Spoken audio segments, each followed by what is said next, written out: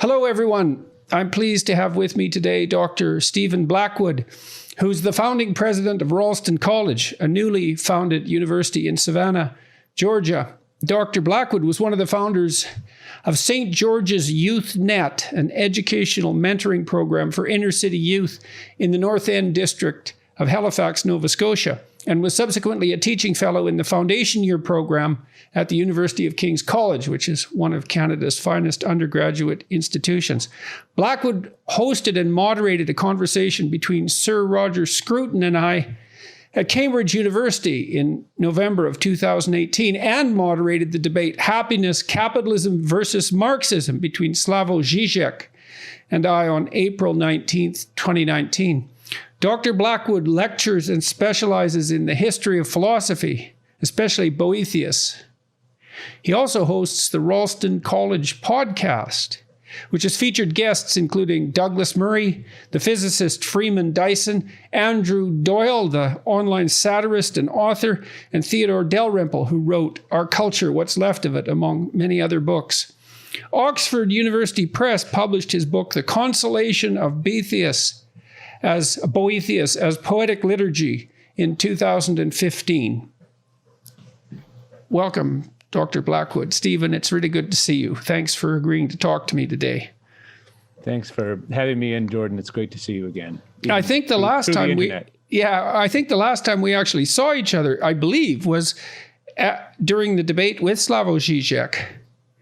Is that correct? That is right. I think that is right. Yeah. So it's 2 years ago. So maybe I could ask you, first of all, about the inner city youth program in North End of Halifax. I don't know that story, so that might be a nice place to start. Well, I grew up in Eastern Canada in a place that you would know, but perhaps not all of your listeners know, in Prince Edward Island, in a sort of pastoral, quiet, sleepy, very rural place on a small family farm. In a huge, well, comparatively by historic standards, by contemporary standards, rather, a huge family with 7 younger brothers and 2 younger sisters. My parents, a milk cow. I don't want to paint too idyllic a picture. Everyone knows family life and farm life is all kinds of ups and downs. But the point I'm trying to make is that I had a very kind of intensely wonderful and rich and very actively busy childhood, and it set me up in many respects for the discovery of philosophy when I went to college, and I had the immeasurable gift of meeting some teachers who just opened worlds to me. I mean, you know what a teacher can do and be, having had them yourself and having been one for so many people. And I really fell in love with trying to think deeply about, fundamental matters. And not that I was particularly good at it by any means, but just that it was eye-opening for me to see that things I had perhaps intuited in my childhood about the nature of things in some deep sense. We all have these intuitions, whether through nature or music or love or family life or whatever, that there were ways of thinking about those things. And I spent quite a long time with some wonderful teachers, particularly in the ancient Greek and Latin and then medieval tradition, thinking about things, and particularly about the nature of the human individual, what it is really, what its realization is. Anyway, I mention all that because when I came to the end of my master's degree, I'd gone straight through, doing a lot of, thinking work in a wonderful community, it needs to be said. I just, I had kind of, in a way, had my fill of ideas, and I had kind of tapped out.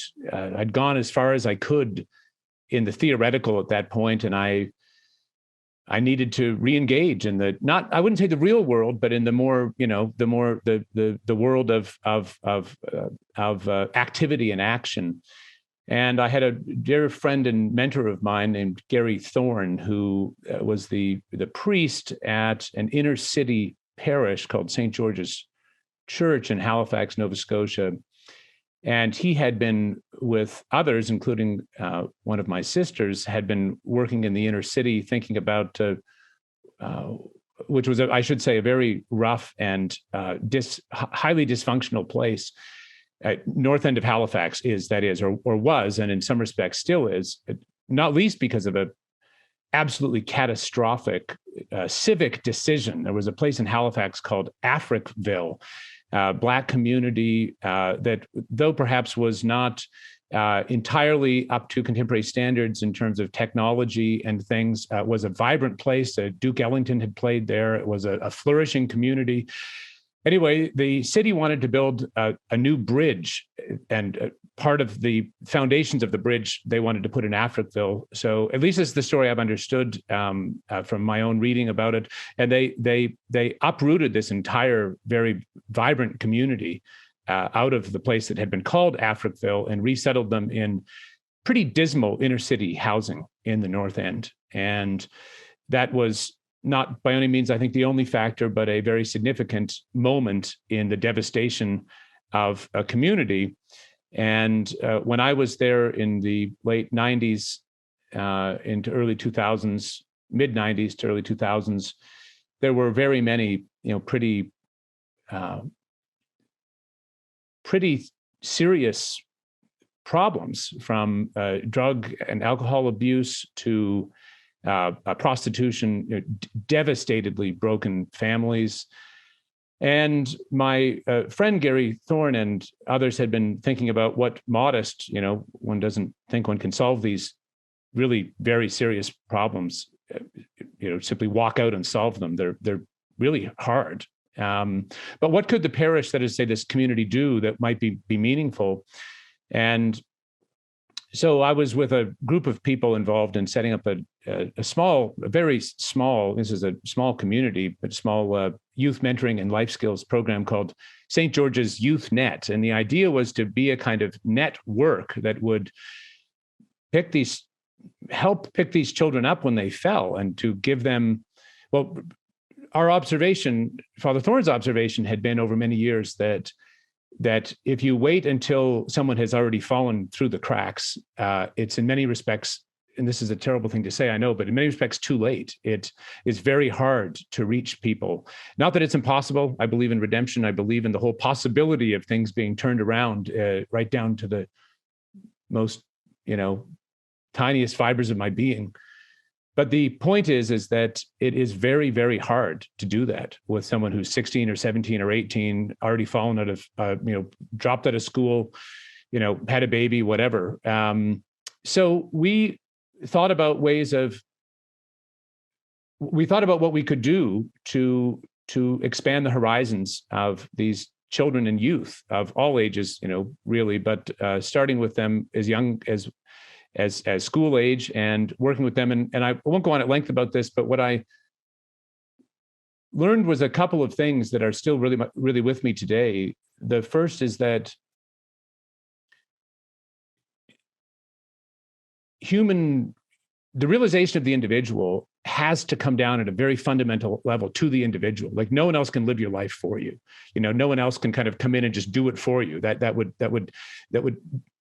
would deny all of the agency that is at the heart of human, fulfillment and the driving force of this is me. This me-ness of life has to come from me. And in a way, I think that's a standpoint that at some loose level, people would call the political right, seems to understand that, there has to be agency is fundamental. And yet that is a totally incomplete standpoint at the same time, because we don't simply throw children out into the woods and say, all right, come back when you're fully formed, writing books and playing the flute and fully able to take on the complexities of life. One of the things that's so striking to me is that as people have ability, one of the things they will throw all of themselves into is the raising of their children. And so damn well they should.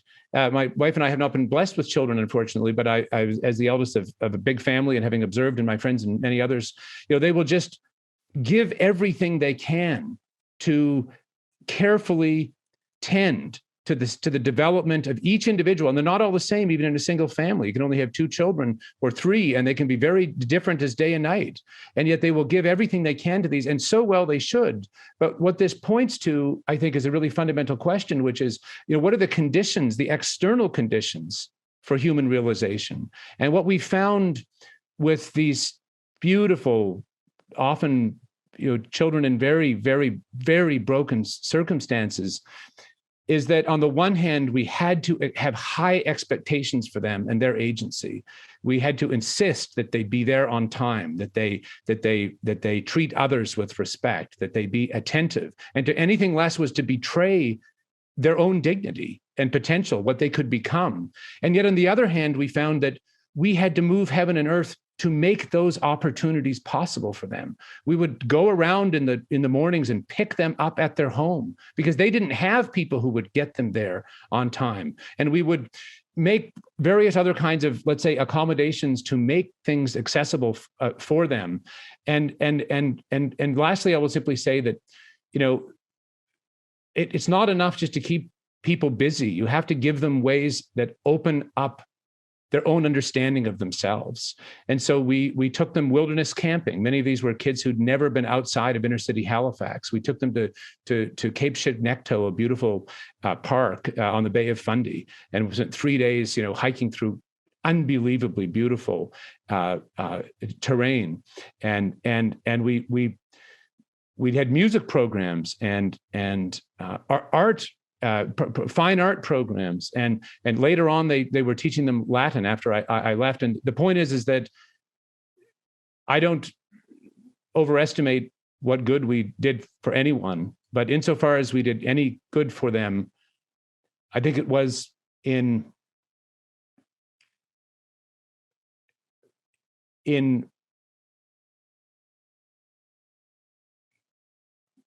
believing that, helping them believe that they mattered at the highest plane of existence, that they belonged to that highest plane of existence. It wasn't just enough to, learn technical skills, or as important as those are, or to know that you needed to come on time to have a chance in life, but that you were made, the highest and best things there are were made for you. So anyway, I've gone on rather long, but it was an important part of life, and I came to see things that are still groundingly important. It's an interesting conclusion to draw from that kind of work, because the latter part of that in particular was spoken like a true believer in the humanities. And I suppose we can transition our conversation to that. I mean, the first thing I'd like to ask you, though, before we do that is, you grew up in this rural community, you went off to college. What sparked your interest in philosophy? Were your parents educated? I mean, how did you come by the interests that you have? Well, I think it would be so interesting when you think about childhood and what really is formative. You don't make a kid a philosopher by reading him Aristotle at 6.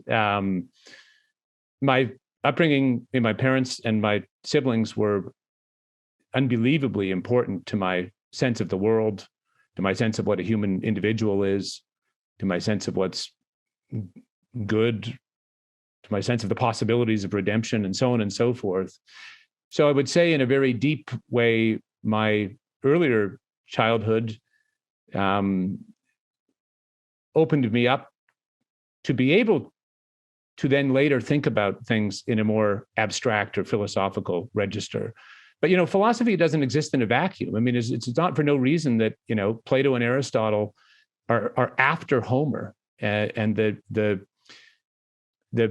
things that you can only really think about things that you already, in some sense, intuit.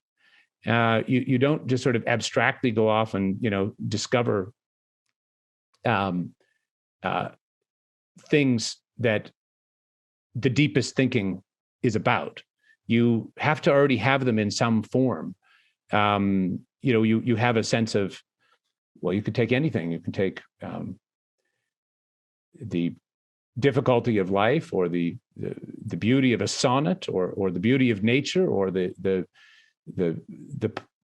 horribleness of suffering, and it's very hard to think about these things in the abstract. If you've never suffered or never seen suffering, of course, most human beings at some point do in pretty serious ways. But the point is that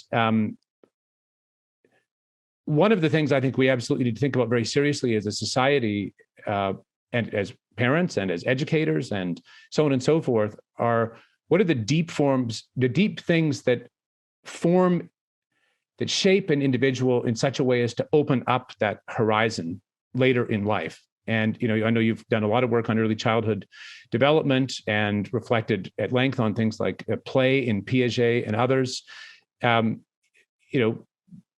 Everything in its own time in a way that is right for the stage of development.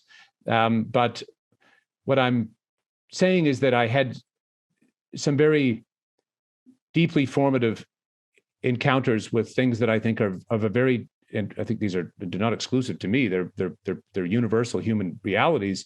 But I had the privilege of encountering some of them in my youth in a way that then when I went to college, I went to this place called King's College, founded in 1789 by loyalists who went north from New York at the time of the American Revolution, from an earlier university in New York called King's College, which at the time of the Revolution was renamed, or just after then, renamed Columbia.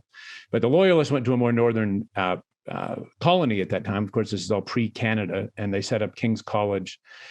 And King's had been failing after it relocated to Halifax in the early 70s, and teachers of mine founded a program called the Foundation Year Program. And my son took that as well.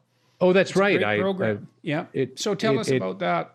Well, it is really just a crash course introduction to principally the history of Western culture, not exclusively Western, but going back to in fact, to very, very back from Mesopotamia up through the ancient Greeks, the medievals, the Renaissance, the Age of Enlightenment, and the contemporary world. And you simply read and think and hear lectures about and discuss books. And that was a kind of introduction to those things. And then I realized that the teachers who had set up that program were in the classics department at Dalhousie University, some magnificent teachers.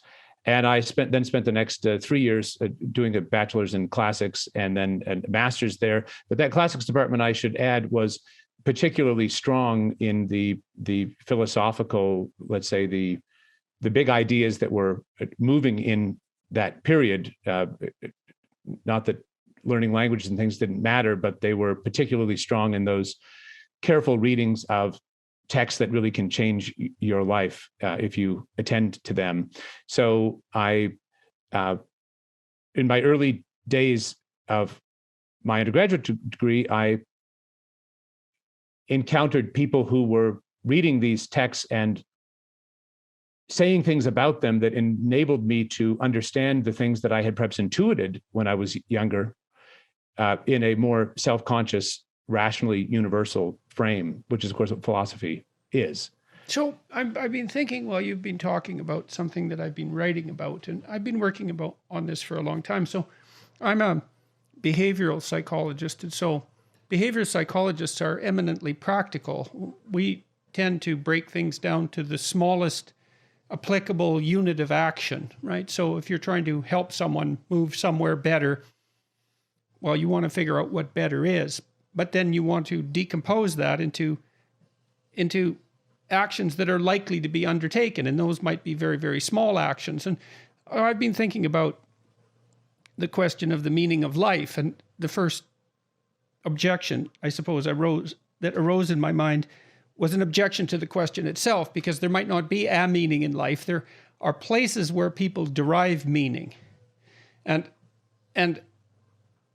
you can list them, and it's useful practically if people are thinking about how to organize their life, if they're unhappy and they want to know how things might be better. I mean, my observation, and obviously not only mine, is that people generally need to have a career or a job to keep the wolf from the door, but also to engage them productively with others, which is a primary source of meaning for conscientious people and for creative people alike. You need to pursue your education to flesh out your intellectual capacity. You have to take care of your health, physical and mental. You need an intimate relationship. You need a family, you need friends, you need intelligent use of your leisure time. You have to regulate your susceptibility to the temptations that might lead you astray, drugs and alcohol and perhaps pornography and those sorts of things. But then there is a core to all of that around which these more practical endeavors arrange themselves. And that's something like attention to the spiritual or the philosophical domain or the religious domain. I think you can, in some sense, put all those together. And that might be, well, it might be the attempt to answer explicitly, or at least to address the question of, well, what is all of that practical life in service of? And you said, for example, that when you were working with the inner city kids in Halifax, you were trying to help them realize that they were meant for the higher things and vice versa. And someone might ask, well, why bother with that when you can just bother with the skills? And it seems to me that the answer is something like, well, we all have to make decisions about how we're going to behave in life and how we're going to act ethically. And if you help people understand their relationship to what's ultimately noble, then you can help them fortify their resolution to do good in the world instead of to do harm. It seems to me to be, I mean, I think we're always deciding with every decision that we make whether we're going to do good or do harm by action or by inaction. And whether we should do good or harm or nothing at all, I think depends to some degree on who we think we are and what we're capable of. And it seems to me that the humanities, when they're properly taught, are the study of who we could be, each of us as individuals. And we need to know that, because otherwise we'll be much less than we are. And that's not a trivial problem. It's a cataclysmic problem. And I also think that people pine away in the absence of that. I mean, you sent some questions that we could cover, and one of them was, well, you said topics that might be relevant include our historic, cultural, spiritual, civilizational crisis. What is at its root? For example, their idea that there's no truth, but only power, and the vast longing/hunger of our moment. You said, I think the woke phenomenon is, at least in many cases, an index of that hunger, although it miserably fails to satisfy this intrinsically human desire for transcendent purpose. And so, to me, the universities are a key element in the conversation across the generations about just exactly what a human being is. And that's something that, it's not some abstract philosophical, it's not merely some abstract philosophical concern. It's the central issue that determines how you make all the decisions in your life. So I just think that's completely right. I'll say two things just quickly. The first is that my father's a medical doctor, and he worked in the ER for many years and had seen many people die. And he has remarked to me that no one on their deathbed looks back and says, gosh, I wish I'd spent more time at the office, or I wish I'd accumulated more riches for myself. And so I really do think you're right to say that there is nothing more important than how we understand ourselves.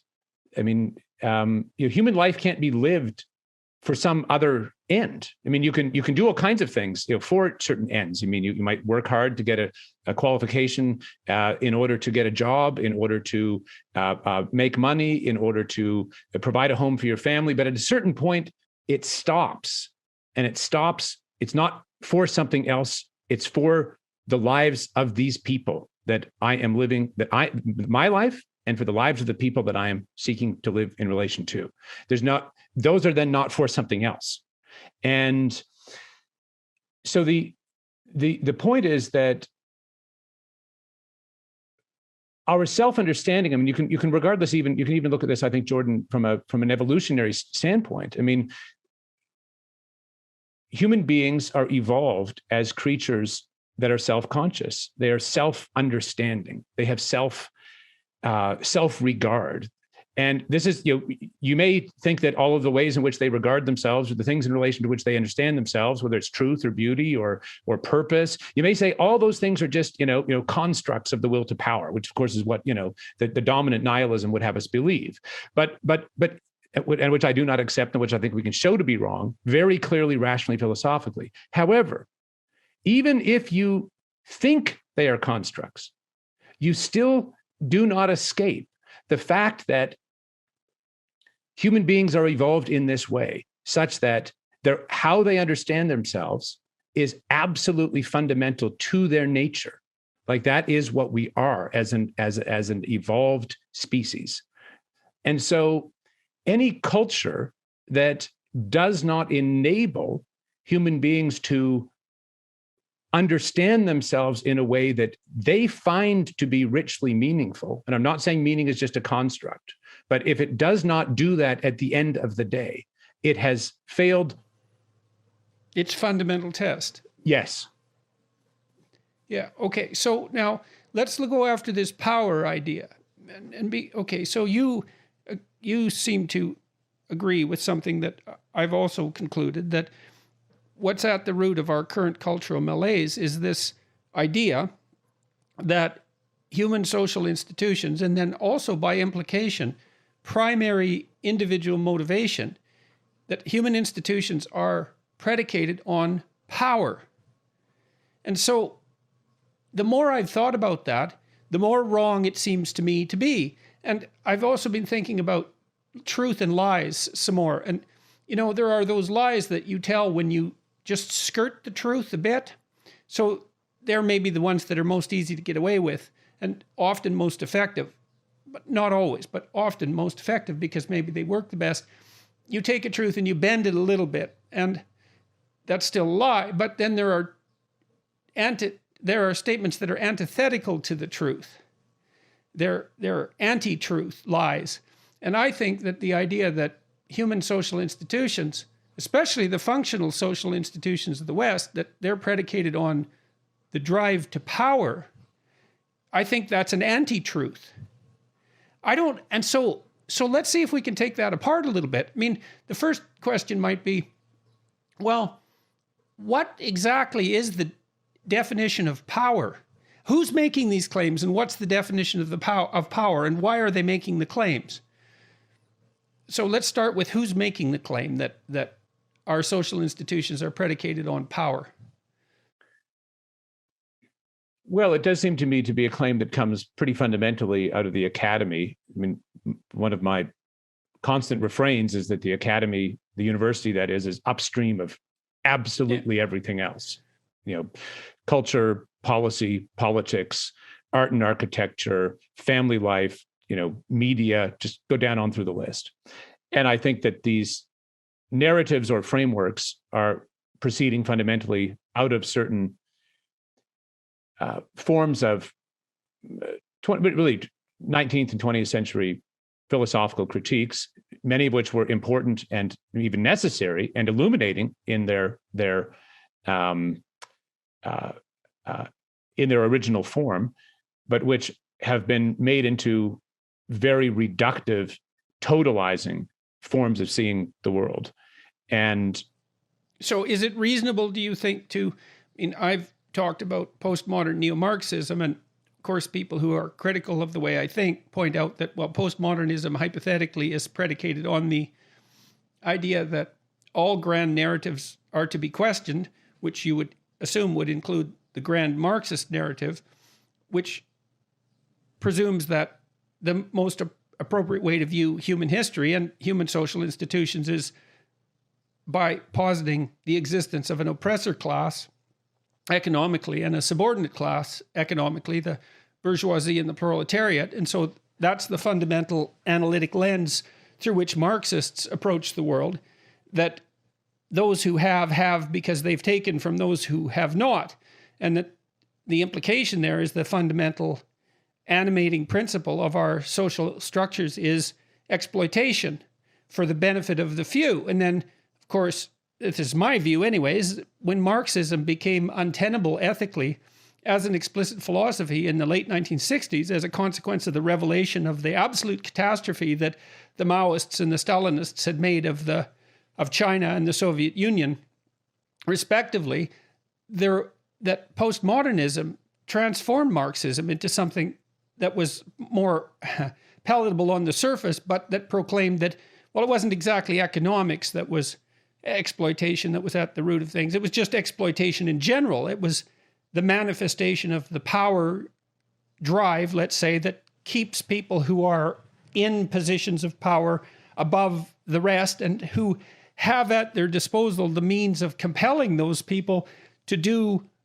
what they would not do otherwise against their will. That's an expression of power as well. I mean, do you think there's something, am I wrong in that formulation? I mean, I've tried to understand this. I'm not trying to be, what would you say, biased or blinkered about it. It's just that's the way it looks like that to me. I mean, people like Derrida and Foucault, they were Marxists to begin with. And so, and isn't it the case that the notion that our social relations are structured as a consequence of the expression of arbitrary power, isn't that merely a transformation of that initial Marxist presumption? Or am I barking up the wrong tree here? Well, I would say a few things. The first is that I'm very far from a scholar of these, complicated intellectual movements from the late 18th century through to the present. But in my reading, certainly in the main, there's in the main, I think you are right about Marx. And again, I'm not a philosopher of Marx, but if you read, for example, the introduction to his critique of Hegel's philosophy of right, he outlines very, very clearly this dynamic of focusing all of the force of one part of society against another as an essential kind of material dialectic. And that does seem to me to be fundamentally what is, that is the logic of the power alone revolution. I think that is fundamentally what we're facing in the, that leads to a war of all against all, of course, but it certainly leads to identity politics warfare and the reductions of an individual to wherever they can be usefully mobilized in a battle of one part of against another. But I would also say about Marx, and again, just the thing is, as you know, when you get into studying complicated things, you always feel you must endlessly qualify what you don't know. There's a huge amount I don't know about Marx, but I also know that he says that religion does not make man, man makes religion. And at some very fundamental level, there appears to be, whether in Marx or proceeding out of his interpreters, a wholesale negation or rejection of the idea that there is any abiding metaphysical or transcendent reality. Well, and Marx also points out very clearly that, and this is a key element of Marxist thought, that social structures structure individual consciousness. It's not that individual consciousness structures social structures. So it's the group imposing its nature on the individual rather than the group being led by the individual. And that's a profoundly anti-Enlightenment, and I would say anti-Judeo-Christian proposition. And that's certainly something. And then you said something else that was interesting. You said you're not a scholar of these movements, and neither am I. And that's actually a problem, right? Because we're trying to address this appearance of a culture war that seems to be manifesting itself first in the universities and then everywhere else. And it's an amorphous thing. It's hard to get a grip on, and it's easy to be wrong, but we're forced to contend with it regardless and to sketch out its outlines. And I've been trying to do that as fairly as I possibly can. I mean, part of this proposition seems to be the insistence, the radical insistence that the Enlightenment insistence on the individual as the primary unit of analysis is to be discarded in favor of a group-centered analysis. And that the only reason that individual, the idea of the transcendent individual manifest itself was because it served the interests of those who have arbitrary power to maintain it. Although the logical connection there isn't clear because it isn't obvious to me how it served the particular power interests of that group and how it wouldn't serve the power interests of other groups equally as well. It seems to be a fundamental flaw in the logic. But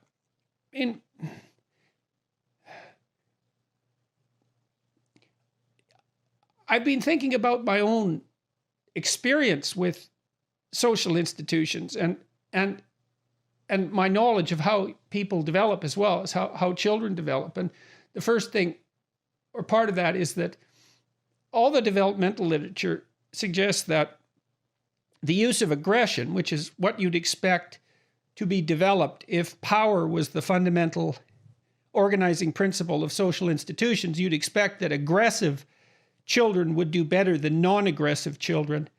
And you'd expect that children would be socialized by their superordinates, their adults, their teachers, their parents, to manifest aggression in the service of power. And that doesn't seem to be the case developmentally. The children who preferentially use aggression, self-centered aggression in particular, tend to be alienated and unhappy and in a dismal minority and friendless, and then they don't do well in life at all. And the developmental course is from more aggression at the very early stages of life to less aggression as adulthood inculcates itself. And so we actually become more civilized as we become more integrated in our social institutions rather than less. And so why do you think and then I think about my relationships I think about two things. People I have admired who have been successful in social institutions, and then my experience as an apprentice, let's say, within social institutions. And first of all, the people I admire and who've been successful are not by any stretch of the imagination notable for their manipulation of arbitrary power.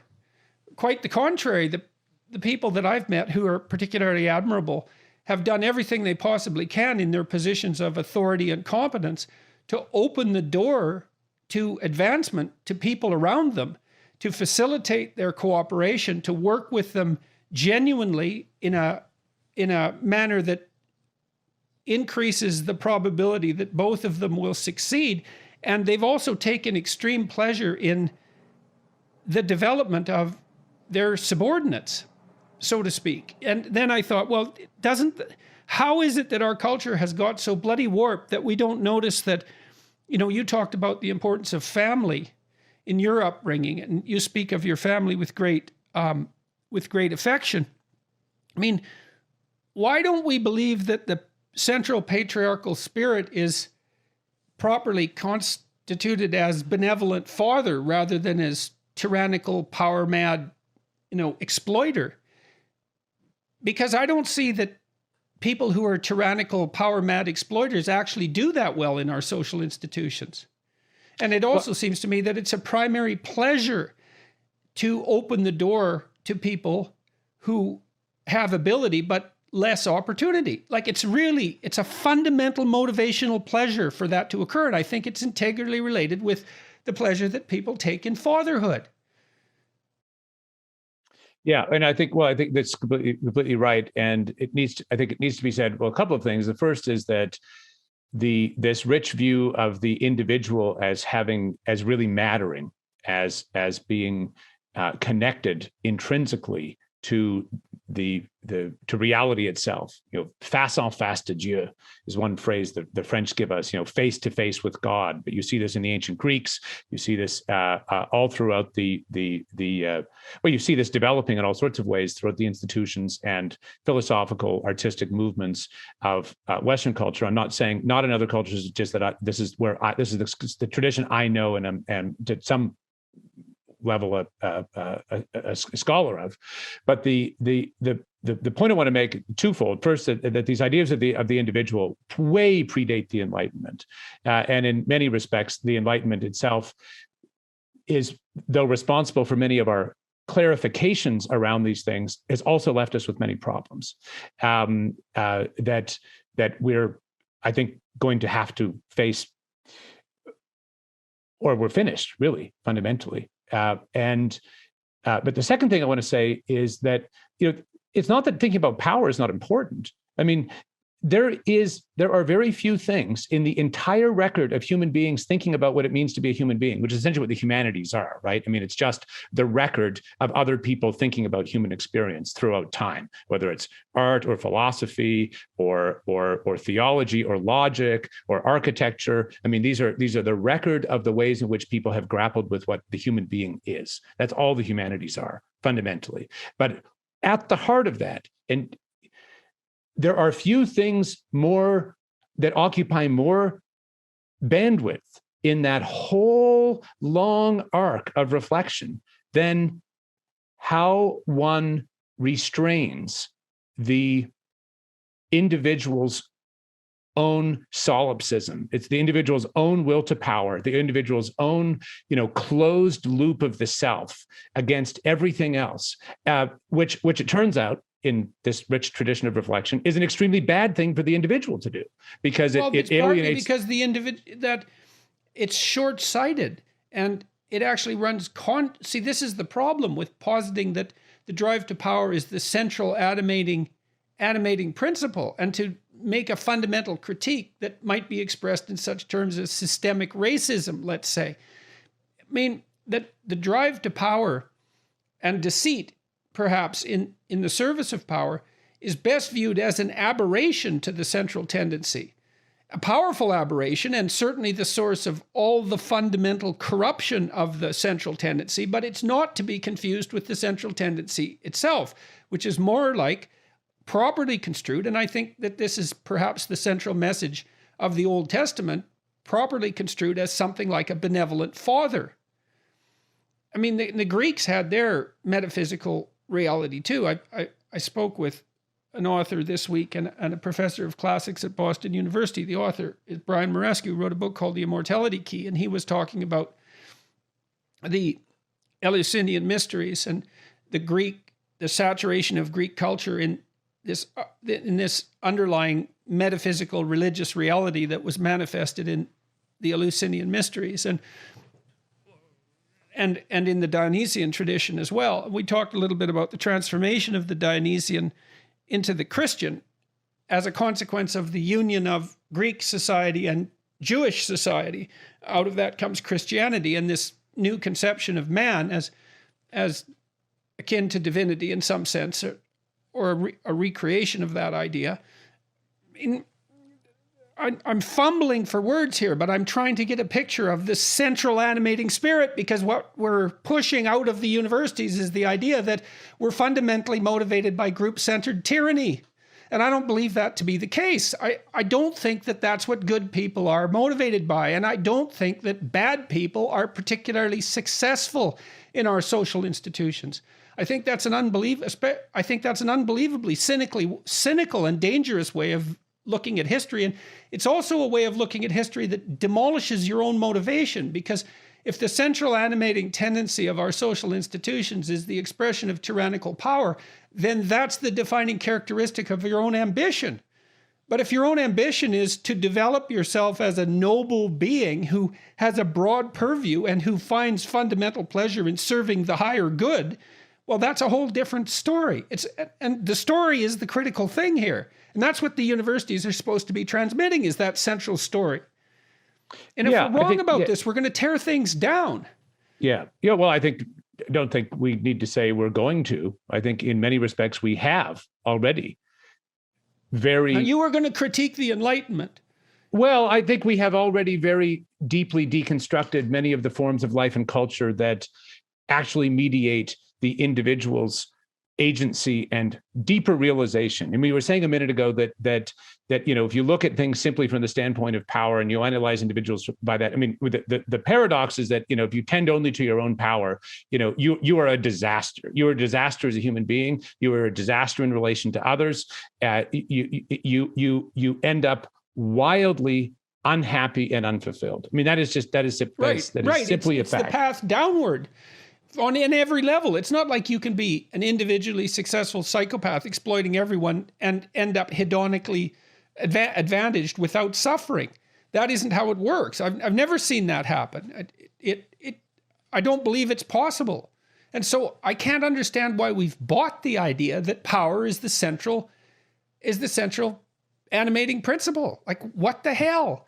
And why have there's an envy in it. There's an envy in it that I can't quite put my finger on. It's related in some sense to this.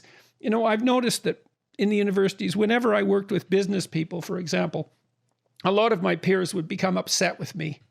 And I always wondered why that was, because my sense was, well, there was just as many good people and bad people in business, let's say, as there were good people and bad people in academia. And it was just completely foolish to draw an arbitrary line. But it had something to do with envy.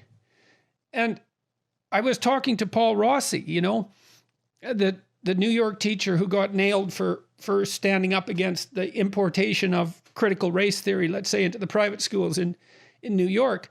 And he talked about the attraction that postmodern theory had for him when he was an undergraduate. He wanted to be a writer, but he didn't really have the talent as far as he was concerned. And along came the postmodern critics who were tearing literature apart, and they appealed to his resentment and his envy because they were tearing apart, an ideal he couldn't reach. And so it was very much reminiscent to me, for me, of the story of Cain, who became resentful and bitter because his sacrifices weren't accepted by God. It's a fundamental story of human beings, really. And so there's this envy that's driving us to misinterpret our institutions and to be careless with them. And the universities seem to be leading the pack. I would say more than leading. Yeah, certainly. Yes, certainly leading, racing onwards. I think that one of the terrible ironies of this standpoint is that it becomes guilty of the very things that it accuses in others, and so it violates our institutional life. It violates our whole relation to the past. It violates the individual. That is to say, when you drink the Kool-Aid of there being only power all the way down, you are in a grim world. And what is, I think, so tragically perverse about the dismissal of our whole inherited past with all of its complexity and beauty and difficulty is that the tradition itself of all of humanistic learning has many of the very tools we need to confront the problems that those concerned with those who are concerned with the abuse of power are concerned about. And so and I think revolutions often work in this way, is that the first thing they need to do is alienate the entire record of the past from the present, because that's the basis upon which you bring in the brave new world, through your own manipulation of power and system and so on and so forth. So I think there are a number of things going on. It's always very tempting. I mean, the siren song of power is there's a kind of drug-like character to that. But I think, Jordan, we need to ask, why is it that these reductive,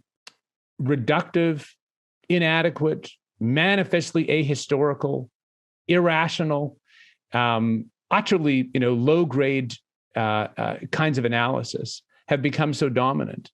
And I think if we can't answer that question, it is difficult to transcend their hold on those who ascribe to them. Well, you said that the woke phenomena is an index of the vast longing/hunger of our moment. I mean, the other thing, one of the other things that Rossi said that was quite interesting was that when the new doctrines entered the private school that he was teaching, he was initially highly supportive of them because they came in flying, let's say, the anti-racist flag. And who isn't happy about anti-racism? And so if you take it at face value, well, then you get to put yourself on the side of the heroes that are fighting against those who oppress people on the basis of arbitrary characteristics like their race. And so that certainly accounts for some of the attraction on the positive side. I mean, the negative side is, well, the opportunity to tear things down for the sake of tearing them down in the name of some higher moral virtue that just covers the real motivation, which is to tear things down because you're envious. But, to give the devil his due, well, there's something to be said for identifying with a movement that purports to be serving the interests of the poor and the dispossessed and those who are prejudiced against, and to take to task those who are perpetrators of such things. And so I see that as part of a religious impulse to do the good, but it's so incomplete, and it's so dangerous in its incompleteness because, well, partly because it provides a too convenient enemy, and partly because it does dispense with the richness of the past, and then it brings with it in its wake, let's say, all sorts of ideas that are entirely counterproductive. It contains within it a fundamental critique of the idea of free market economies, for example, which to me is just a disaster. Just from a computational perspective, we can't do with central planning what the market can do with computation because it's distributed and it relies on the choices of everyone. It's a much more effective computational system, but we seem to have done a pretty bad job of defending it. Well, I think that's a very, very good statement of the problem. Why is that so? I mean, well, let's say a few things. The first is that I do think the whole woke thing, which, for whatever, whether that, what that word even means is, I think it is a good question to dig into fairly carefully. But I think it is an index of a search for meaning in a deep sense, at least for many. Of course, there are many people who just cynically take things up. They know it's a power move. It's a power political move. They know what they're doing full well. It's wrong. It's reductive. It destroys people's lives. We know that's what's at work. There are always people who will do this. But in a much larger sense, I don't think that's an adequate analysis. I think that at a larger level, it is an index for a search for meaning. And we, I think, need to remember Aristotle's fundamental insight into the human psyche, which is that, one is only ever moved by some kind of a perceived good. That's why for Dante, you go down to the bottom of hell, which is just an allegory for him about this life, not a vision of the afterlife.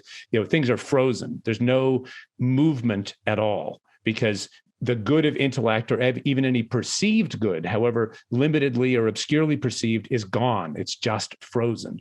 And so whenever there's any action at all, it's because there's some kind of a perceived good at work, even if that is completely misperceived. I'm saying it's a perceived good. We never do anything at all. You don't go up to make yourself a sandwich or go get the mail or say hello to anyone without some kind of a perceived good.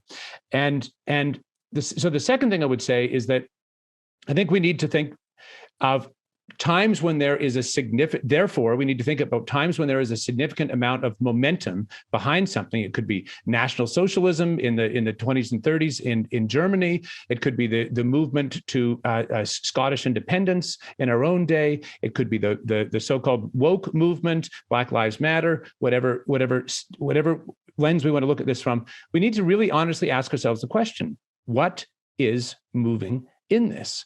And I think it's clearly the case that from what I understand about the formation of the complicated historical movements that led to the Second World War, that there was in Germany, at least I would be very surprised to learn this is not the case, a vulnerability to an ideological standpoint that gave a defining collective purpose. And that seems to me to indicate a lack of that not being done in a better way. You could say the same thing, I suspect, about Scottish independence. Is it really that Scottish independence, or is it that... Well, if you were in Canada, in Quebec, and you were a lapsed Catholic, a French lapsed Catholic, you were 4 times as likely to be a separatist during the separatist uprising, say in the 1980s and 1990s in Canada, or 1960s through the 1990s. The Gallup poll indicated that. And so, Quebec was the last place in Western Europe, in some sense, that, so to speak, where Catholicism dissolved. And that didn't happen until the late 1950s. And it was instantly replaced by a radical nationalism, which really, I watched it from the outside. I was in Quebec for much of that. It was impenetrable. You could see that it was a displaced religious doctrine. The state had taken the place of Christ That's the simplest way of putting it. Well, that's a great. I think that's a great historical example. I mean, I think that at a minimum, what many people perceive in these sort of so-called woke movements is at least some incipient or inchoate vision of justice, that, you know, the least of these among us matters. The different among us matters. Now, of course, I think that the standpoint that is through which these things are viewed is completely tragic and unfulfillable, unable to fulfill the very ends that it seeks to bring about.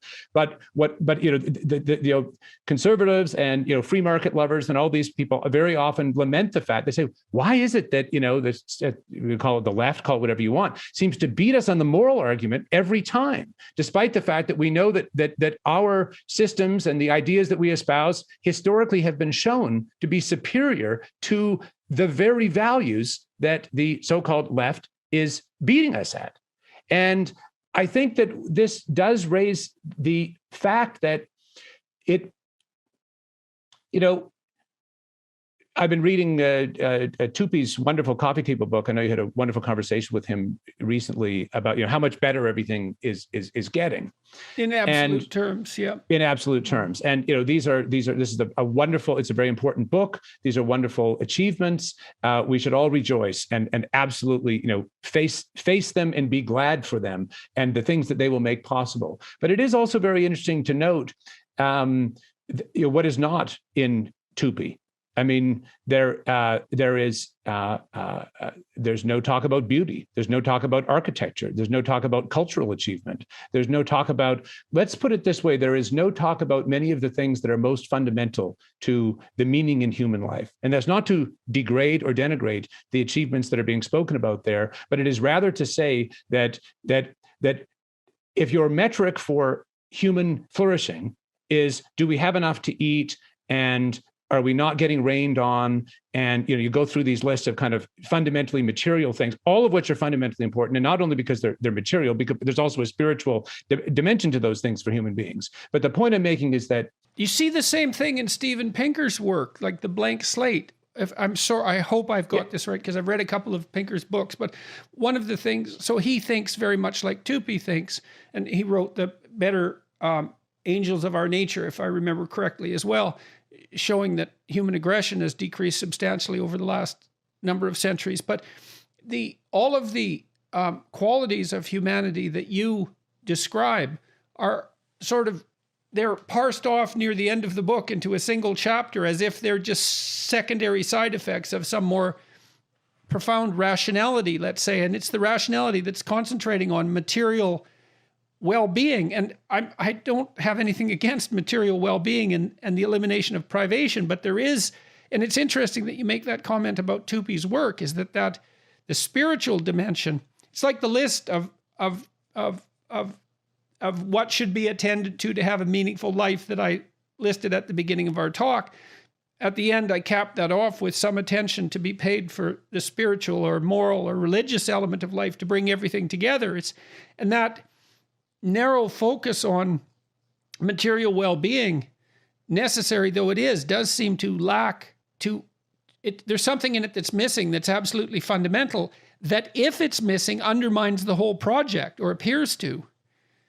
Well, I think the bottom line is that there is no deep human realization for any individual outside of understanding her or himself in relation to higher order principles, truths, realities. I mean, that's what human beings are. So that is not to denigrate the necessity of improvement in all these areas that Tupi so brilliantly chronicles. I don't portray myself as somehow anti-Tupi. I'm a huge fan of this. I'm a huge fan of the inclusive institutions that they describe as necessary to human flourishing. But I think it needs to be said that in the most developed places, so-called developed places of the world, skepticism about those inclusive institutions is higher than anywhere else, or at least arguably so. I think it needs to be said that there's nothing in the book about the very disturbing trends of rising suicide, of rising of dopamine addiction, of porn addiction in young men, of course, especially. These are, and I think it needs to be said that many of these things that appear to be a very fundamental malaise of contemporary life are also related to technology. And one of the paradoxes I think that I love to ask you about, Jordan, relative to your own work on the individual and human individual realization, is that if on the one hand, human beings are becoming increasingly liberated from, the demands of material necessity. I mean, the amount of time it took to, they bring up brilliantly, to create light, for example, was an immense amount of work, or create to save up enough calories to make it through a winter. All of these, just the bone grindingly hard aspect of human existence for millennia. Then we are very rapidly in the last 2 centuries, now almost every human being in the planet, not everyone, but the vast majority, are living at standards of living that were inconceivable by anyone just a few centuries ago. So these are amazing achievements. But it also needs to be said that insofar as, if on the one hand the individual is being liberated from these those bone-crushing realities, at the same time, it does appear to be a key aspect of modern life that individuals are finding themselves less connected, more alienated, and that the very technology in some respects that liberates them also appears to homogenize in a kind of globally reductive way, such that, as human life is lived on the ground, the frame in which it's actually lived and in which meaning is derived, that has become more distant, harder to access, and that we have far fewer of the tools we might have once had to make sense of that all-important sphere. I've talked to Bjorn Lomborg and to Matt Ridley and to Marian Tupy and to other people who are deeply concerned about continuing to make absolute privation, let's say, a thing of the past, and to many people as well who are hoping to ameliorate relative privation, which is more the concern of the left, as you already pointed out. And all of these people are also aware, and Stephen Fry, for that matter. Stephen has allied himself to some degree with the four horsemen of the atheist world and is a dramatist, and so understands, at least in his bones, the necessity of this underlying poetic, dramatic, religious, humanistic matrix out of which rationality has emerged and in which rationality must remain embedded. I mean, what it looks like to me is that, and I see this dawning realization among people like Richard Dawkins as well, at least by proxy, talking to people who know him and watching what's happened to him with the humanists, for example, who attacked him, is that this insistence on pure rationality and pure Enlightenment rationality doesn't address the fundamental religious impulse. And the hope was, among the four horsemen of the atheist world, let's say, that once we dispensed with this irrational superstition, we'd all become materialist rationalists, of the intellectual caliber of Steven Pinker. But that isn't what's happening. I don't believe that can be the case. What happens instead is that all sorts of things that religion should be separated from, the higher life, the spiritual life, the religious life, all of that falls down a level or two, and pure politics becomes contaminated with the religious impulse. And then it becomes totalizing.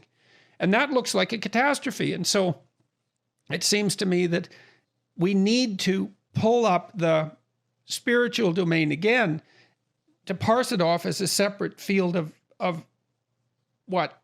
Endeavor, study, hope, to give it its due. And that's the role, at least in part, that the university should be playing. Instead, they're tearing things down.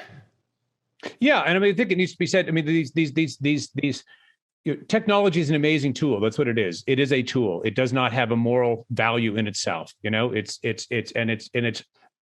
no question that it largely, it is morally in what is the word I'm looking for? It doesn't have a moral determination intrinsic to itself. But so that is to say, even from the standpoint of this kind of narrow instrumental rationalism, you still are putting this in service of something. that you think right. that you think is good. It's good to feed people, but you have to ask yourself, why do we think peace is better than war, or why is it that forgiveness is better than vengeance, or that unity is better than disunity, or that beauty is better than ugliness? This is a point that I know we both are very keen about. Maybe we can talk about beauty in a minute, but the point I'm making is that is twofold. So that's relevant to that central animating spirit of mankind, let's say, because that central animating spirit accepts all those propositions that you just laid out as givens, that beauty is preferable to ugliness, that unity is preferable to disunity, that life more abundant is preferable to privation. And that's all part of our central ethic. And that's part of the central ethic of our properly functioning institutions as well. And it's part of the central ethic that enables us to communicate about what's good and what's evil. And it's part of the central ethic that allows our consciences to torment us when we deviate from that path. And that's not merely a matter of aberration from a central power drive. Yeah, I mean, I think there's a real question. The West, the world at large, could very easily become a technological order set over a moral vacuum. And this is not to denigrate the technology, but actually then it'll destroy itself, right? That's look. I mean, it's very easy to point that out. I mean, we can. The National Socialist was a very largely technological regime. Nuclear war as the creation of technology. The gene modifying technology, biowarfare. These are all things that were either there or almost there, with the capacity to wreak unimaginable suffering on the entire planet because of the technology. That's not to say the technology is bad. It is to say rather that it must take its place relative to a higher order series of conversations. And what I absolutely want to insist on is that those higher order conversations, they're not mere intuitions. They're not mere, speculative. Oh, we can just kind of, consult the entrails of a goose or something. They're also not mere expressions of the arbitrary desire for power, because that's not the central animating spirit. That isn't why you built that isn't why you're trying to build Ralston College. It isn't to fulfill your own desire for power. That's not a good motivation. It's not pleasing. It doesn't last. It's not enriching. It's what people turn to when they're bitter and cynical and feel that there's nothing left but the exploitation of others for momentary pleasure. You can't be more cynical than that. And so then we also have to ask ourselves, why the hell did we get so cynical about ourselves? It doesn't, I mean, gosh, look, that is such a good question. Do you remember in that debate with Zizek, there was a piece that we're going to clip out, but it's part of something I already clipped out of a 15-minute piece of that debate. I talked about the Communist Manifesto as a call to bloody, violent revolution. And a significant proportion of the audience, who were obviously pro-Marxist and had come to hear Zizek hopefully defend their hero, cheered and laughed when I talked about bloody, violent revolution. And, it's also the case that once you make the look, I've been trying to understand, for example, when the left goes too far. Where's the cutoff line? It's very difficult to draw. But the problem with the insistence that power structures everything is that as soon as you insist upon that, you can't help but justify your own use of power. And then that, for me, as a psychoanalytic thinker, let's say, then that makes me suspicious that perhaps that's the motivation for the entire bloody argument. It's like, well, everything's about power, so it's perfectly fine for me to express power in whatever way I see fit, especially if I'm serving the oppressed or I'm serving some higher moral order. But really what I'm trying to do is to find a justification for my expression of naked power. And you could see the enjoyment in the crowd when that phrase about bloody, violent revolution popped out. It's like, yes, it's really, that's what you want. And who is it exactly here that's animated by the desire for power? And so, I mean, is the driving force behind the insistence that all our social institutions are based on power the desire to justify power as a political weapon? That is indubitably a significant part of the attraction though I think it takes its strength fundamentally morally from the perception that this mode of analysis can help us redress suffering. You insisted earlier, and I was speaking with someone else who made the same case very recently. I can't remember who it was, but it'll come to me. That there's no impulse to action without a drive toward the good, but I'm not so sure about that. I think that people can become hurt enough and bitter enough and resentful enough so that they are driven by the desire to make things worse, that there isn't a good in mind. Certainly. But that's, I mean, I know, absolutely. But I mean, there's a, however misperceived, there's some end in the activity. I'm not saying it's a good move. Why couldn't the end just be like, because I've thought about Hitler in this regard too. It's like, there's this old psychoanalytic dictum that Jung, I believe, formulated. I haven't been able to find exactly where he stated it, unfortunately, but the gist of it is that if you don't understand the motivation for something, you look at the outcome and you infer the motivation. And so then I look at Hitler, and he committed suicide in a bunker after berating Germany for failing to live up to his noble ideal, left the entire country in flames, left the entire continent in ruins in this massive conflagration. He was always interested in the worship of fire. I mean, and so, one interpretation would be that Hitler was attempting to produce, a new world order. Another would be that he was aiming at committing suicide in the midst of Europe in flames. And that was the outcome. And I'm kind of likely to attribute that motivation.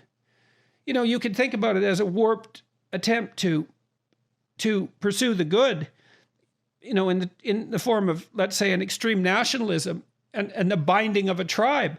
But to me, it's more shaking his fist at God in the sky and saying, here's my revenge on the world you created. And I don't see I don't see any drive to good in that, except peripherally. Oh, sure. Sure. I'm certainly not saying that these things are actually good. What I'm saying is that, I know you're not. Yeah. That the action, however perverse, perceives, even if it's just the perception of the furtherance of the self's own will to power. What I'm saying is it's moved by a perception of an end, and that end may be completely cataclysmic. And frankly, that's why the whole work of education, the whole work of education, of parenting, of our social institutions aims at, we hope, enlightening or helping the individual to better perceive what is really good. Good. And yes. so let me ask you about that. So I've been thinking psychologically again about Christianity. And I know that Christianity is an extension of other metaphysical forms of thought, but that predated. But it looked to me like, and some of those were derived from Mesopotamia, and some of them were derived from Greece, and some of them were derived from Judaism and other sources. But they all seem to me to be part of the conversation that human beings have been having amongst themselves for thousands of years about what the nature of the ideal human being is. And I see these cathedrals, these works of art in architecture that took a tremendous amount of labor, produce a dome-like structure that represents the sky, and you see Christ as logos spread out on the sky as a transcendent force. And you ask yourself, well, what exactly is that signifying? And the answer is at least the proposition of a kind of ideal that's associated with, let's say, universal love and truth in speech. That's the logos, summed up in two phrases. And if there's no metaphysical reality there at all, there's still this imaginative enterprise that characterizes the entire human, imaginative effort, cultural effort to posit a transcendent ideal that we would live in relationship to. And I just don't see that case being made very strongly, and I can't really understand why, because isn't it rather obvious that at least part of what Christianity has been, is the attempt by thousands of people over thousands of years to specify the nature of an ideal? Certainly, I would say so. And I would say that the fact that these principles actually work is proof of their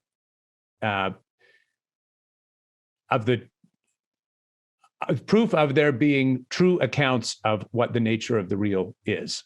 Well, let's approach this from a couple of different angles, Jordan. The first is, one of the things that I profoundly believe is that these young people seeking deeper answers, and to however much they may be flailing about, it's not their fault that many, perhaps most of the institutions they will encounter will betray that which is deepest in them, will denigrate, will tell them, no, none of these things that you're seeking are really real. I think, I've been thinking a lot over the years about architecture and what is going on in brutalist architecture. And it really does seem to me that in brutalist architecture, to live in relation to brutalist architecture, it is as if you had a parent that said, you're nothing. You're nothing. You'll never amount to any. Of course, there are terrible people, terrible to say people actually, there are people in these situations who live with such dysfunctional lack of love and antagonism. This is the way that the home life that some people terribly have. But I'm using this as an example because I think what brutalist architecture does is it declares to the whole world and to you that there is no truth. There is no beauty. You are nothing. Accept it. It's just a concrete annihilating force. And you see this culture of repudiation. Here in not here, you're in Canada, I'm in the States, in Savannah now, but the Chateau Laurier, I think I misspoke recently, called it the Frontenac, which is in Quebec, but in Ottawa, the Chateau Laurier, there's been a desire to expand this sort of beautiful sort of neo-Gothic building. And it went through 6 rounds of approval to finally to make a set of plans that would meet the local architectural or review board, whatever it was. And I thought, well, it can't be that bad. It's gone through that. And this structure is abhorrent. It looks like a cross between a Verizon server farm and an American penitentiary. It is just it is a declaration that there is no higher order. In all. Edinburgh, they're tearing all those out. Edinburgh is an unbelievably beautiful city. The whole central mile of it, square mile essentially, is a UNESCO World Heritage Site, and it's marred by random placements of 1970s brutalist architecture, and they're just horrible. It's complete lack of regard for the architectural context, and they're all being torn out and replaced, thank God. So, well, this architectural idea, so back to the cathedral, what's really interesting about a cathedral with, let's say, Christ as Pantocrator on the ceiling is spread against the ceiling, is that it's not the state that's portrayed up there, right? It's not a map of the country. It's not even a map of the world. It's not a geographical locale or a political institution. It's the transcendent individual. And it's just not obvious to me. It seems obvious to me that that's correct. And that if it isn't the transcendent individual, then it becomes the state. And as soon as the transcendent becomes the state, then we have a catastrophe. And I don't see any difference between the insistence that our identity is predicated on our group membership. I don't see any real difference between that and the insistence that we're just handmaidens of the state. It's a totalitarian insistence. And I think part of that too is maybe, I learned from Jung that as soon as you posit an ideal, you also specify a judge. And the higher the ideal, the more severe the judgment because of your distance from the ideal. And so part of what we're seeing too might be a rebellion against the awful requirements of that ideal. But that doesn't justify the rebellion. Because if it's really the ideal, then if you don't act it out, you fail to act it out at your peril. And then we need to have a serious conversation about the metaphysical, about the practical implications of the idea of this ideal. If we've had this conversation about the transcendent individual as the ideal against which we should all be judged, and to which we should strive to emulate. Is there any relationship between that ideal and the structure of reality itself? Because that's the $100 question, so to speak. We have a human ideal, and you could say merely psychologically, maybe even merely biologically, that's something we originated, that's part of our biological nature, that's expressed in this ideal, and it's nothing more than that. But you could also say, well, perhaps it is something more than that. Perhaps it's reflective of the structure of being itself. I mean, it depends on our position in the cosmos. We are self-conscious. We are that which reflects being itself, or perhaps even makes it possible. It's not that obvious what our role is. It might not be so trivial, despite our mortality. Well, I would say that not only it is as you say, but we can know it to be as you say. I mean, this is what the whole history, in some sense, of literature and philosophy and theology is about. Is a, and I want to insist on this. It is a rational grappling with these questions, realities, and indeed truths. I want to come back to something in a minute, but just on this topic, one way into this is to reflect on the fact that reality is not zero sum. That, of course, we know this economically. You were talking, Jordan, a minute ago about free, the voluntary exchange of regulated, that is to say, a contractually governed marketplace. That in this exchange, it's not zero sum. We all end up over time better. But you also see this naturally in the evolution of the diversity of species, of languages, of cultures. You've written beautifully about play as orienting the child in relation to a deepening reciprocity with others. We know this in terms of knowledge. I mean, how can it be that in a conversation I can be wrong and be shown to be wrong, and that be a net gain for me? I mean, the whole point of free dialogue is that we can learn in our not knowing, that the conversation is not zero sum, that even we know this in terms of forgiveness, that even our betrayals of beautiful things can become deepening engagements with what we have betrayed, if we have the humility to see it. And so then, I think, that leads one to, you can go back, you can go at the level of subatomic particles in physics. I had the pleasure of talking with Freeman Dyson before he died. And, Dyson will say very clearly that against the determinists, some of the rational optimists are pretty religiously determinist in their worldview, and they want to marshal modern science as saying that their determinism is what science teaches. But that, Dyson, who was a subatomic physicist at the highest level, expressly said the opposite. He said that the electron,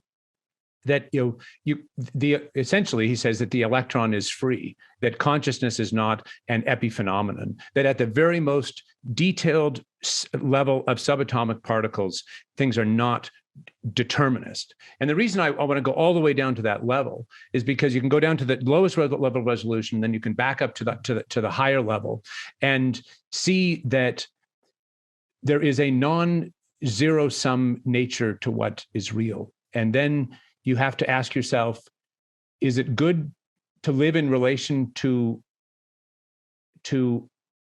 what is true, or should I live in a delusion? And we say, well, it's better to live in relation to what's true than to live in relation to a delusion. And then you say, well, what would it mean then for me to live in relation to this positive sum, this essential reciprocity, which I think is really what the Christian view of the Trinity is about, this essential reciprocity, which is the bedrock of all reality. What would it mean to live in relation to that? What would it mean to remember that? And, one can approach that in any number of different ways, but certainly that is what prayer is. That is what all spiritual exercises are. That's what perhaps walking in nature can be. That's what any kind of meditative activity, intellectual or physical, is a recollecting of the self in the deepest way to what is most real. And I know you've written, for example, about gratitude, and I love your words about gratitude because it's an inversion of the burden. It's not that it all comes down to us, but actually just the opposite, that we place ourselves in the hands of the eternal reciprocity that gathers us up and puts us back together. And I think that this, frankly, is a deeply rational standpoint that can be shown to be, despite my not making it very articulately here today, shown to be true in economics, in physics, in biology, in sociology, and certainly in all of the higher order spheres of human knowing. This is the nature of what we are and what the world is. And this is where, your image of the Pantocrator, I think this comes back to this because what fundamentally is going on there is that, the logos is in us. It's actually in us. That's why when you talk about the divine significance of truth and speech, that, we are made to understand ourselves in relation to the whole. That is an intrinsic human need and an intrinsic human ability.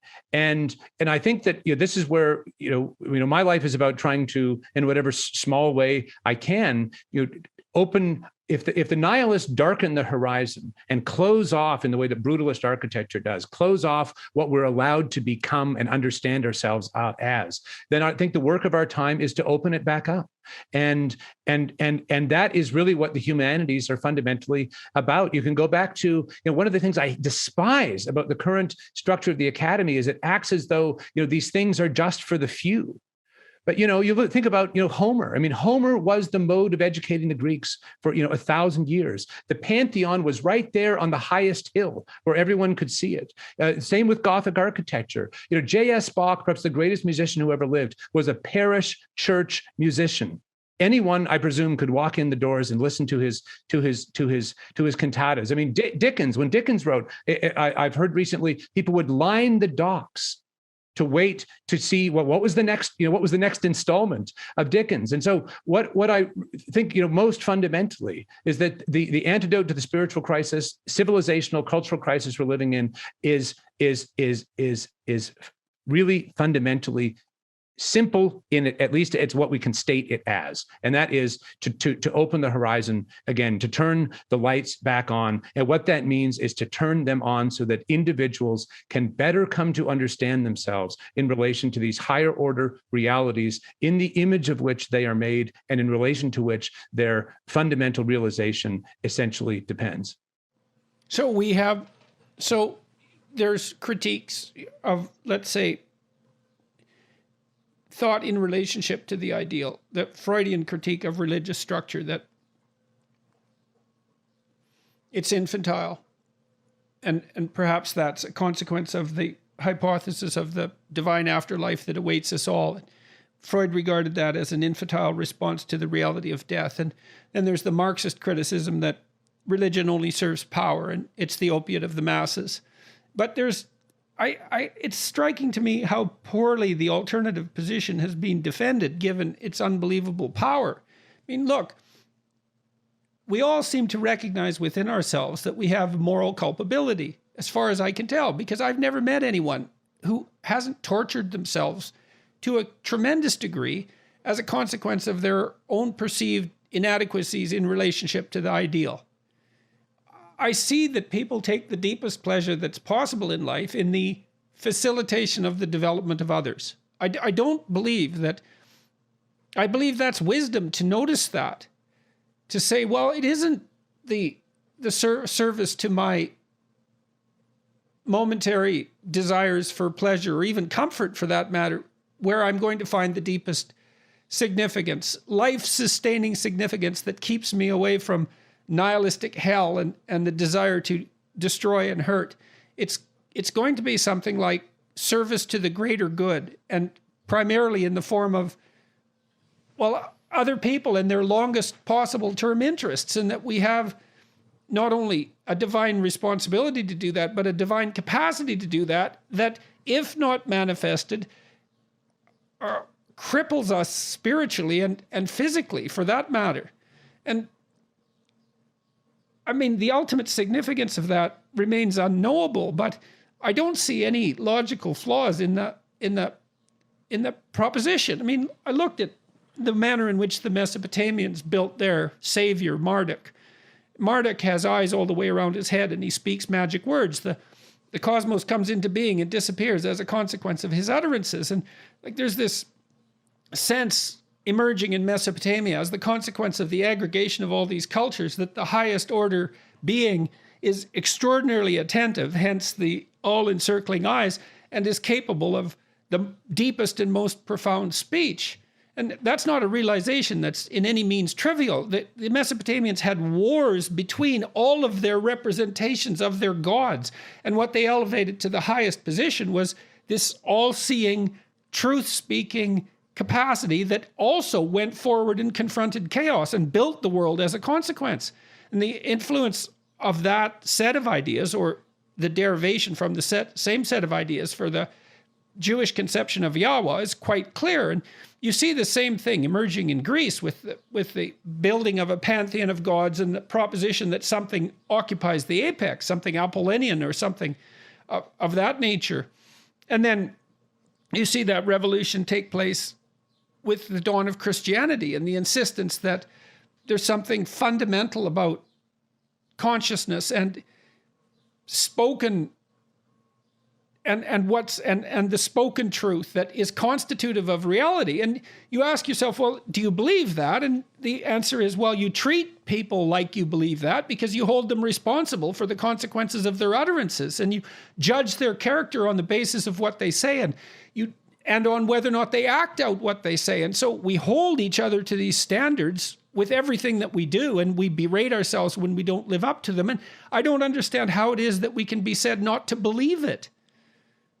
Now, there's the dogmatic element, the hypothesis, for example, that Christ is literally the Son of God. And I mean, my knowledge runs out very, very rapidly when speculating about such things, but certainly seems to me that Christianity has at least been a very long conversation about what the nature of the good is, and that's spilled out into the humanities and underlies our culture, and that has very little to do with the expression of power. It's not the right lens through which to view things. It's devastating. It's wrong. It's cynical.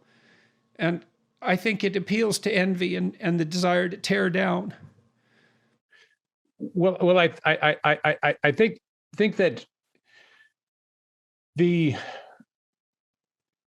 two things I would say just very quickly, Jordan. The first is that we have immense resources in our own past and in the past of every culture. I mean, one of the things I love about your work is how syncretist it is. Here you've moved in the last 5 minutes. Moved from Marduk to and the Pantocrator to the Greeks, and good on you for doing it. I mean, that's I think I want to say that. You say people have not been good at making the counter argument. You've been very, very good at making the counter argument, and the millions of people who've had their lives touched and ennobled and deepened by taking seriously the things you point towards are proof of that. I think relative to our spiritual, cultural crisis, we should not pretend that we don't have resources. I mean, it's as if the situation is if you were to give young people the challenge of building something beautiful, and if you were to say, well, you're absolutely not allowed to look at or have any knowledge of any previous building, well, the results are not going to be very good. But as soon as you say, and you can go back to Palladio and Vitruvius and look at all these models and discover all of the things that they give you, I mean, the results will be amazing.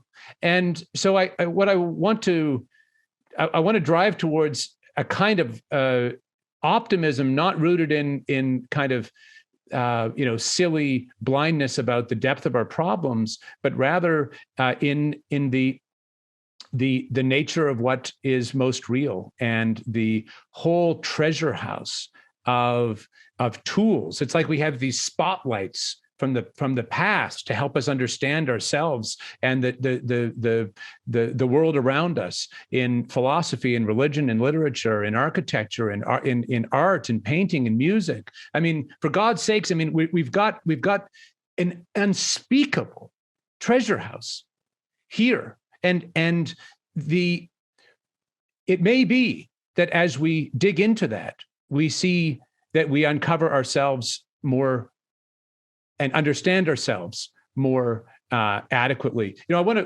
one example.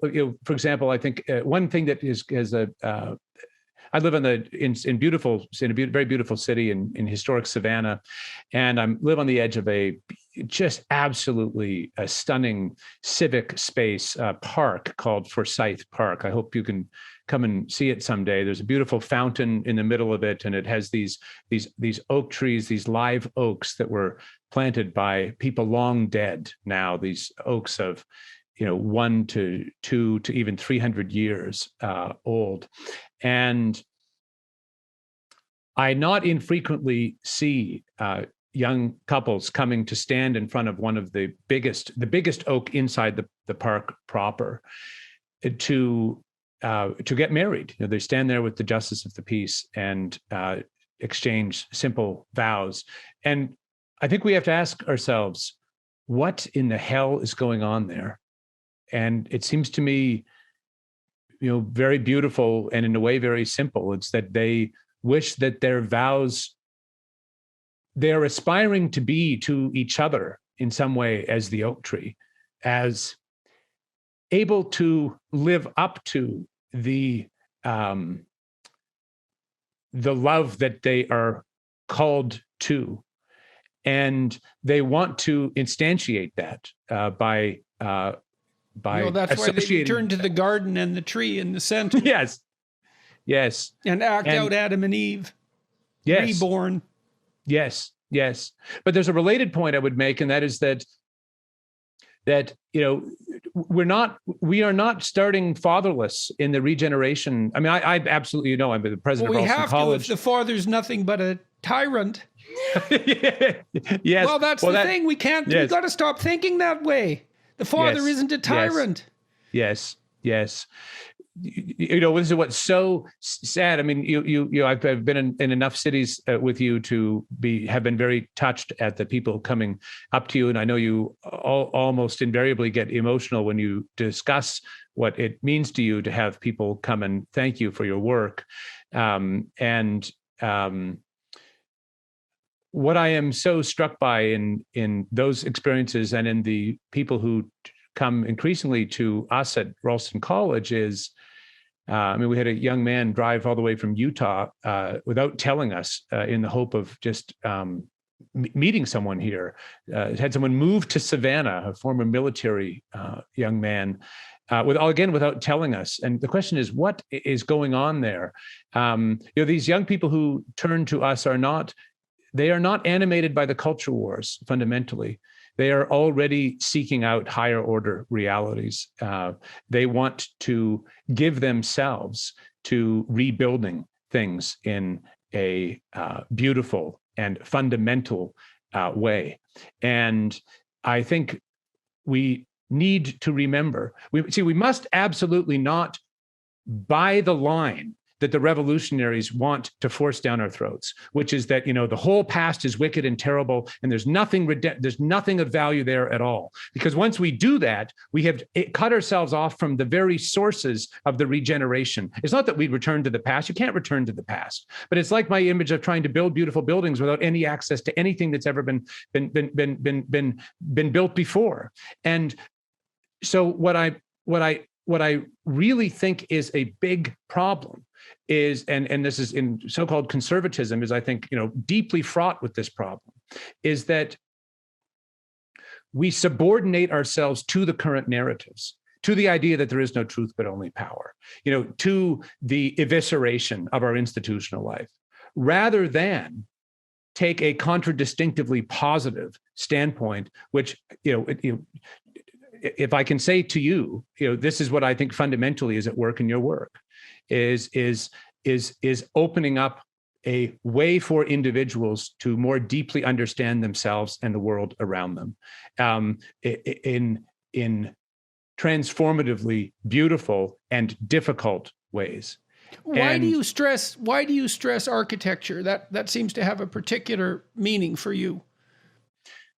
Well, for me, it's for a couple of reasons, but fundamentally, I choose architecture as the example because I think it's the most visible. It's the most visible representation of what the ideas are, and I think the ideas behind nihilism. You see in university campuses, like at the University of Toronto, one side of it is cathedral, and the other side is brutalist factory, and it's like the university has transformed itself from cathedral of knowledge to brutalist factory of classroom inculcation, and that's maybe not even so much reflected in the architecture as led by the architecture.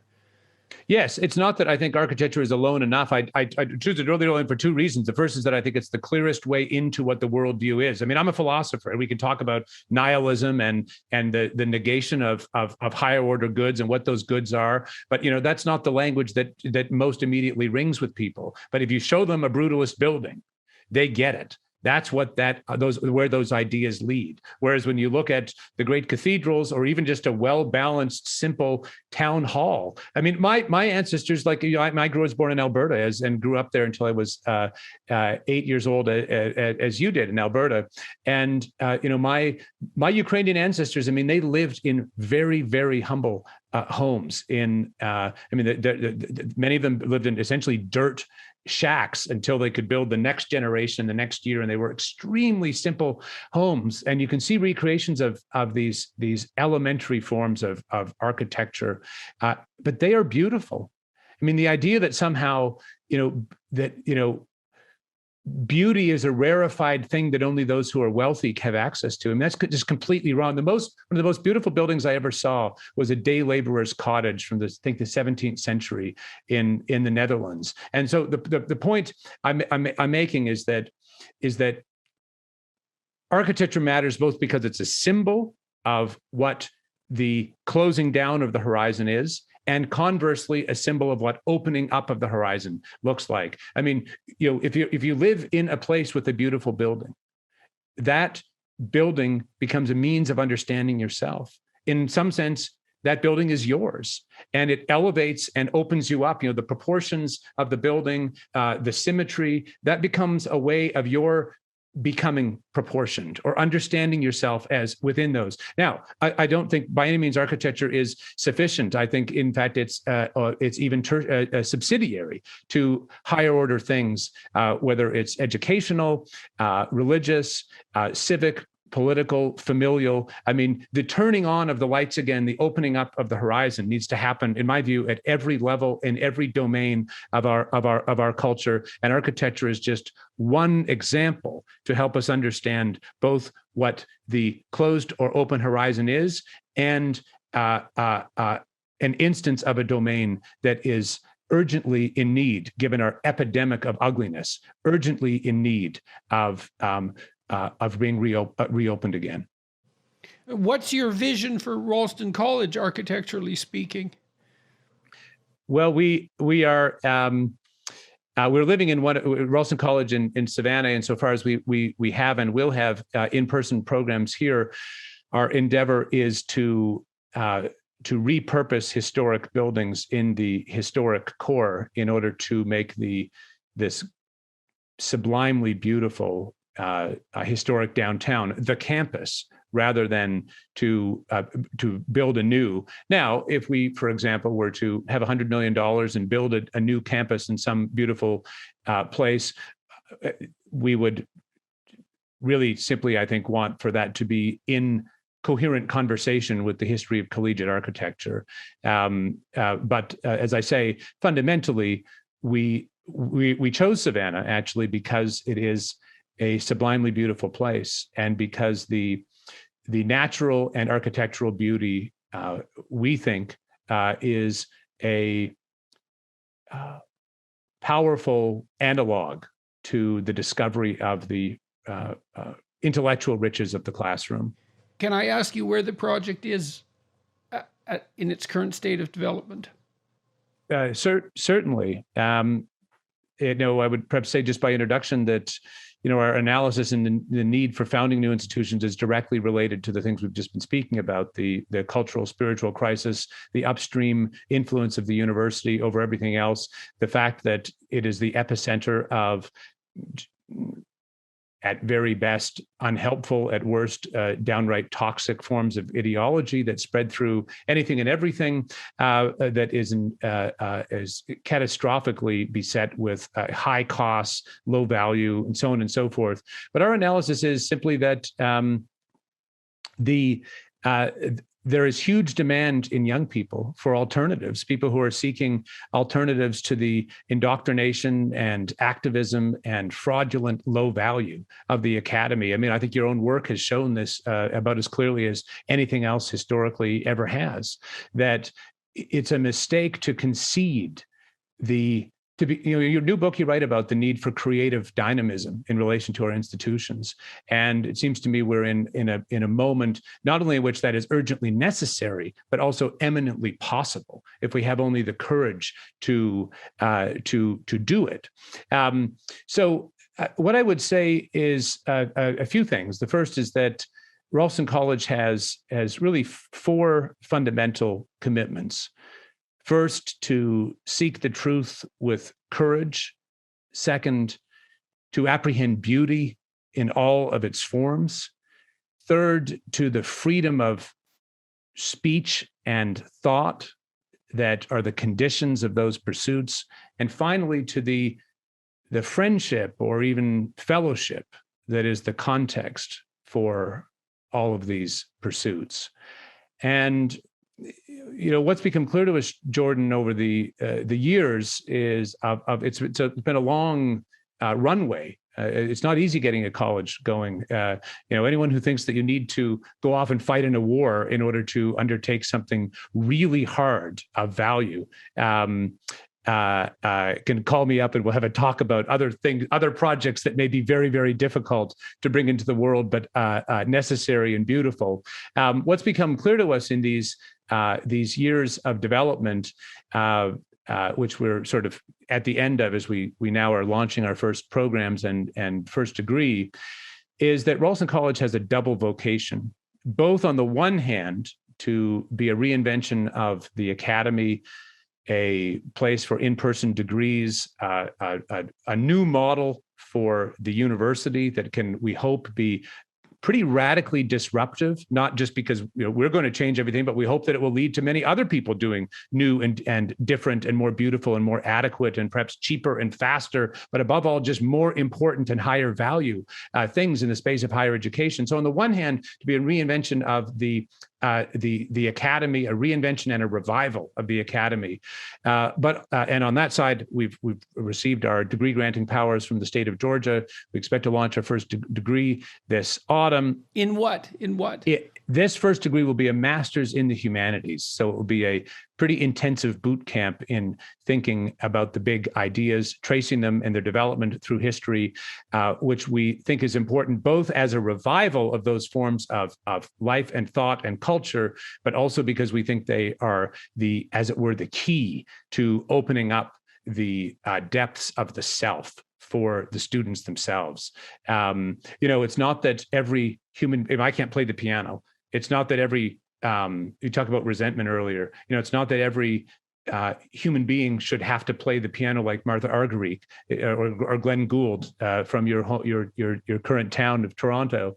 99.999% of human individuals couldn't play the piano that way. But because Glenn Gould could and did, we can all hear the music. And in some level, I think what the high end of the academy is about playing the music so we can all hear it.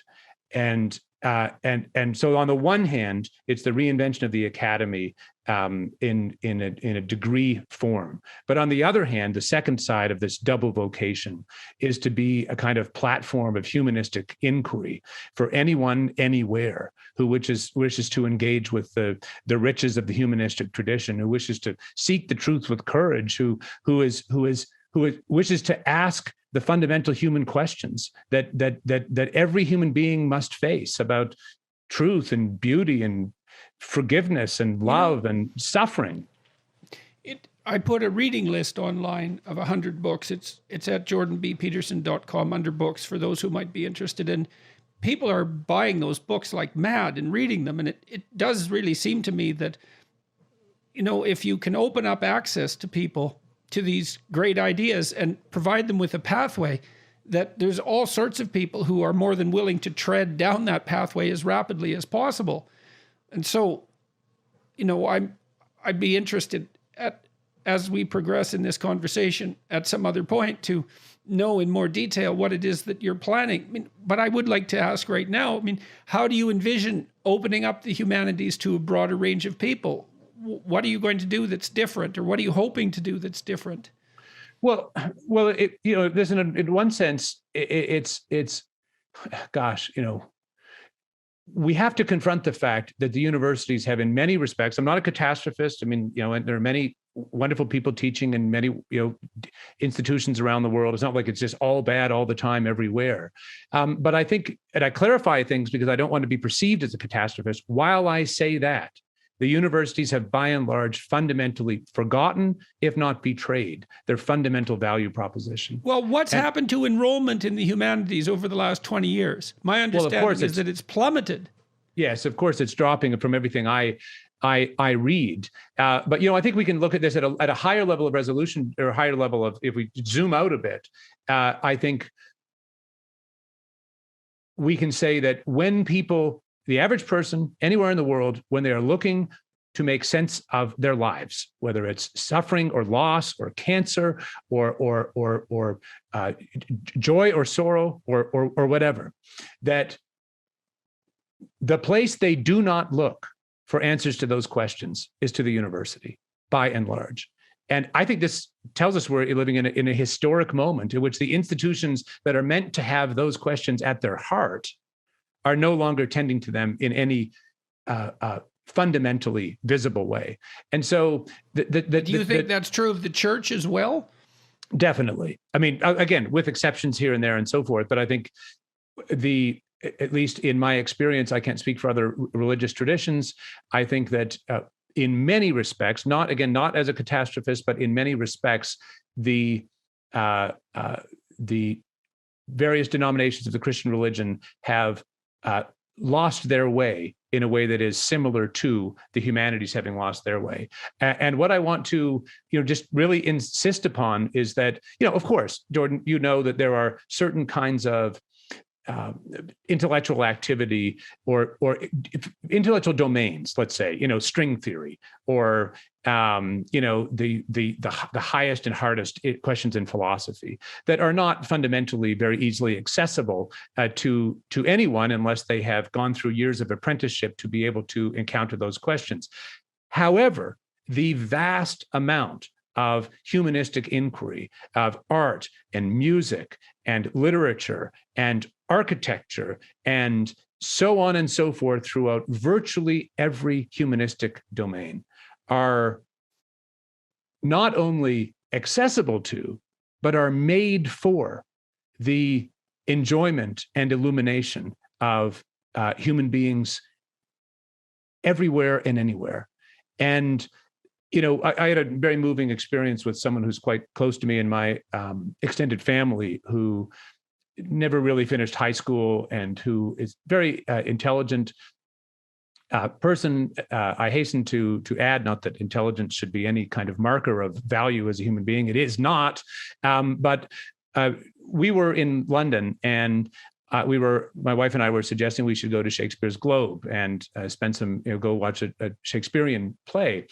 And this person in my extended family who's very, very dear to me, was quite insecure about going. And she really sort of said, no, I won't understand anything. I'll go off and, walk around and you all go and enjoy, Shakespeare's. Her view was Shakespeare's not for me.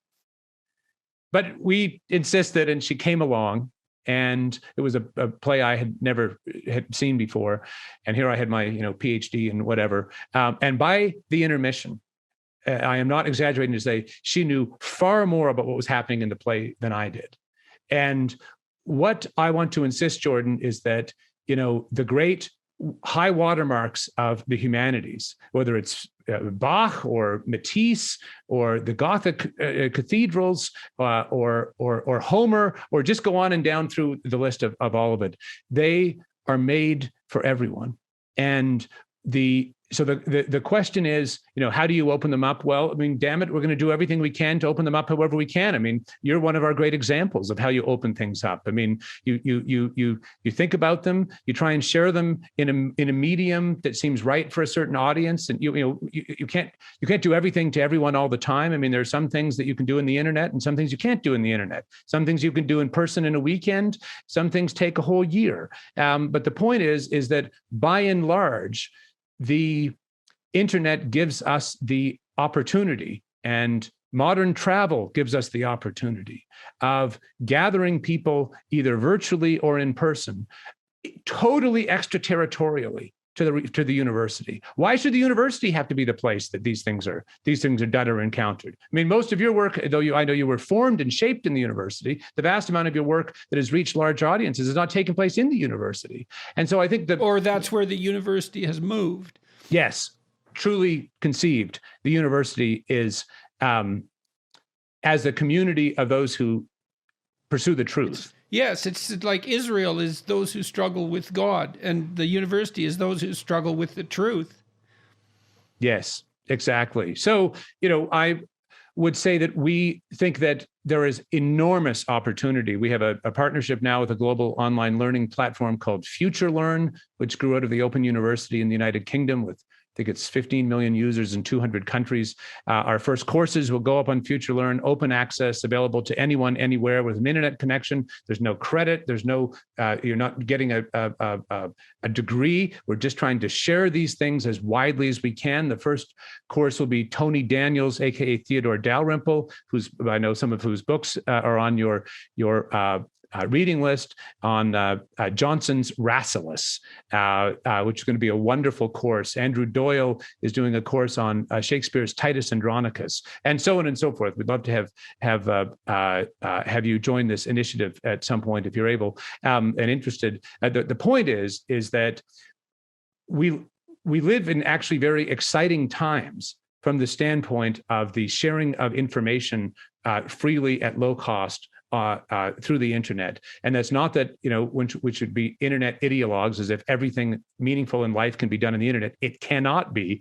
But we should, at the same time, as you have very beautifully and courageously shown, embrace the possibilities that it does, in fact, offer us. And, our deepest hope is that we can, if I can use a scriptural metaphor, break the alabaster box and take the greatest, most beautiful minds we can find, and to have them share the things that they know and understand for anyone who is seeking to ask those questions, to encounter those truths, to look at those beautiful things, and to understand